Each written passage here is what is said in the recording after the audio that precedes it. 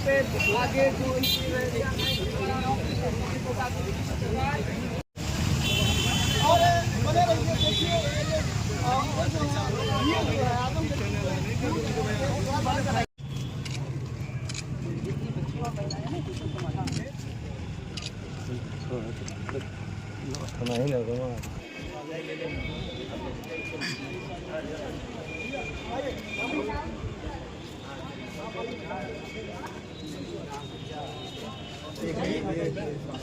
जी जी एक मिनट बात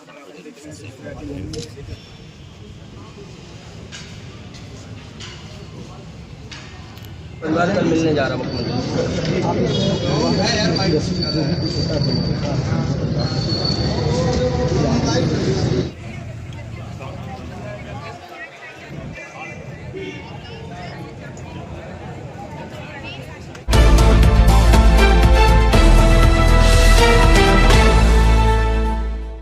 जय हिंद, आदाब। मैं हूं शमीम जराजपुरी और आप देख रहे हैं खबरों नज़र चैनल। सबसे तेज़ और ताज़ा समाचार देखने के लिए बने रहिए हमारे साथ। अब खबर विस्तार से। खबर यूपी के जिला आजमगढ़ से है, जहां आजमगढ़ के थाना सिदारी क्षेत्र के हरबंसपुर में मौजूद चिल्ड्रन गर्ल्स कॉलेज के कैंपस में बीते 31 जुलाई के दिन स्कूल की तीसरी मंजिल से गिरकर क्लास 11वीं की छात्रा श्रेया तिवारी की हुई मौत के बाद एक बार फिर आज शनिवार को मृतका श्रेया तिवारी के माता पिता ने अभिभावकों के साथ न्याय की गुहार लेकर आजमगढ़ शहर की सड़कों पर उतरकर शहर के मुख्य चौक से जिला अधिकारी आजमगढ़ के कार्यालय तक पैदल मार्च निकालकर अभिभावकों और बच्ची के माता पिता ने जिला अधिकारी के नाम ज्ञापन सौंपकर श्रेया तिवारी के इस मामले की जांच आजमगढ़ की पुलिस से कराए जाने की मांग की और उत्तर प्रदेश के सीएम योगी आदित्यनाथ के ऊपर विश्वास जाहिर करते हुए मृतका श्रेया तिवारी के माता पिता ने कहा कि न्याय की आस लेकर हम यूपी के सीएम से भी मिलेंगे और हाईकोर्ट और सुप्रीम कोर्ट तक न्याय पाने के लिए कानूनी लड़ाई लड़ेंगे। श्रेया की मां ने कहा कि मेरी बेटी तो वापस नहीं आएगी, लेकिन मैं न्याय के लिए आखिरी सांस तक लड़ूंगी। जिला अधिकारी आजमगढ़ के कार्यालय के बाहर मीडिया से बातचीत करते हुए मृतका छात्रा के माता पिता ने क्या बातें कही हैं आपको दिखाते हैं और सुनाते हैं। पिताजी, आज आप लोग सड़क पर उतरे हैं, क्या मांगे हैं आज आप लोग? सर, हम लोग मांगे हैं कि जो भी जांच हो रही थी हमारे आजमगढ़ प्रशासन के द्वारा, एसपी साहब के द्वारा फिर से वापस की जाए उन्हीं के हाथ में, ताकि वो हमारी फिर से जांच करें। क्या एक दिन में क्या कर दिए ये लोग, जाके पुलिस प्रशासन ने, मऊ के प्रशासन ने, कि एक दिन में सब कुछ बदल के जो है उनको एफआईआर पकड़ा जाता है कि इनका कोई जो है दोस्त नहीं है और उनको छोड़ दिया जाता है। इससे हम चाहते हैं कि जो भी सबूत एसपी साहब ने इकट्ठा किया था वो सब सबूत के आधार पे फिर से वो जांच मेरा करें। हम लोग इसीलिए चाहते हैं, जहाँ पे ईमानदार और कर्मठ एसपी साहब के ऊपर बहुत भरोसा था हमको, इसलिए हम फिर चाहते हैं कि वही हमारा जांच करें, ताकि जो है फिर से हमको जो है न्याय मिल सके और वो लोग फिर से गिरफ्तार हों। आप चाहते हैं पूरे मामले में फिर से जी, और जो भी सबूत के द्वारा उन्होंने गिरफ्तार किया था वो सबूत को हमको मिले कि हाँ, इस सबूत के आधार पे हम किए थे। की मांग है कि ये कार्रवाई हो, लेकिन अगला कदम क्या होगा? कानूनी रूप से आप हाईकोर्ट? अगला कदम सर, हम पहले माननीय मुख्यमंत्री साहब के यहाँ जाएंगे, ताकि उनसे बड़ा कोई नहीं है, हमारी सरकार है और सब कुछ हमारे वही हैं। वहाँ भी जाएंगे और हम उच्च न्यायालय भी जाएंगे। हमें इतना टार्चर कर रहे हैं कि वो अपनी इस हद तक गुजर जाती है कि वो हत्या कर ले।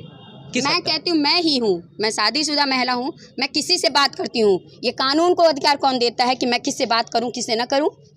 ये मेरी निजी लाइफ है, इसमें कानून नहीं हाथ दे सकता है। कानून ही नहीं, कोई भी नहीं दे सकता। एक चीज़ ये बताइए कि इस पूरे मामले में विवेचना को जब मऊ ट्रांसफर किया गया आईजी के आदेश पे, तो आप लोगों को सूचना दी? कोई पता नहीं था। सिर्फ हमारे घर आए थे, हमसे उन्होंने सवाल किया, मैंने वही चीज़ें बताई जो मैंने बताई थी। लेकिन मैंने देखा, 1-2 लाइन मैंने देखा कि जो हम बोल रहे थे उसको नहीं लिखा जा रहा, और वो शुरू से जिसने लिखा है, मुझे उनका नाम नहीं पता, लेकिन जो मतलब लिख रहे थे वो गलत लिखते थे। वहाँ भी हम लोग जब FIR दर्ज कराने गए थे तब भी वो गलत लिख रहे थे। फिर इसीलिए हम लोगों ने खुद अपने हाथ से लिखा था।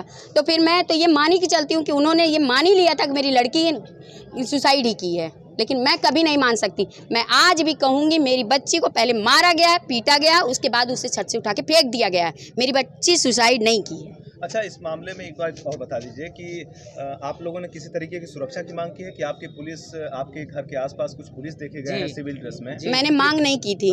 मैंने मांग अभी तक नहीं की है। लेकिन हाँ, मैं मांग अभी कर रही हूँ मैं जनता से भी ये चाहती हूँ कि हमारे परिवार, खासकर मेरे हस्बैंड, मेरे बच्चे और मुझ पे हो सकता है कि आगे, क्योंकि इनके पास पैसे भी हैं, बाकी बहुत हथकंडे हैं हमें चुप कराने का। शिक्षा माफियों से हाँ हाँ, मुझे डर है कि आप लोग कंप्रोमाइज़ करने के लिए हैं और लोग भी तमाम प्रयास कर रहे हैं, इसको लेकर के आपका क्या कहना है? हम तो 2 दिन अपनी बेटी की काम क्रिया में व्यस्त हो गए तो लोगों ने ये अफवाह उड़ा दिया, लेकिन ऐसा कुछ नहीं है।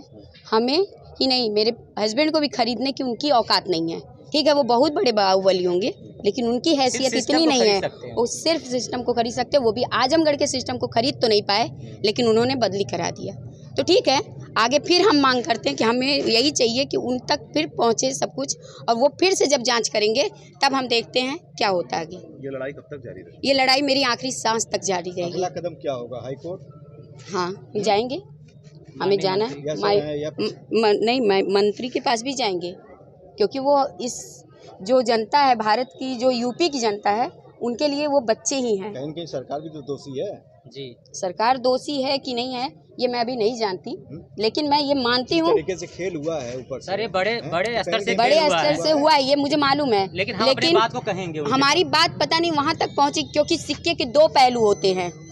आदमी जो पहलू देखता है वही जानता है। कैसे उम्मीद करते हैं मुख्यमंत्री से आप? जब हम अपनी बात रखेंगे तब उसके बाद हम आपको बताएंगे क्या उम्मीद उन्होंने दिलाए, और शायद अभी आगे मुझे उम्मीद है कि वो शायद मेरी अगर बात सुनेंगे तो वो मेरे ही पक्ष में बात करेंगे, क्योंकि अभी तो उन्होंने एक ही तरफा बात सुना है और उसी के हिसाब से आगे काम हुआ। आपके वकील साहब ने भी बहुत संगीन बातें बताई हैं कि रातों रात खेल होता है। मऊ पुलिस हाँ, पूरे मामले में रातों रात 169 की रिपोर्ट सीजीएम कोर्ट में दाखिल कर देती है। तो कहीं ना कहीं आप मानते हैं कि इसमें बहुत बड़ा वही चीज़ है ना कि इसमें बहुत बड़ा है, क्योंकि बताइए मेरे वकील को नहीं पता चला, मैंने FIR दर्ज कराई थी ना, मुझे तो होना चाहिए था।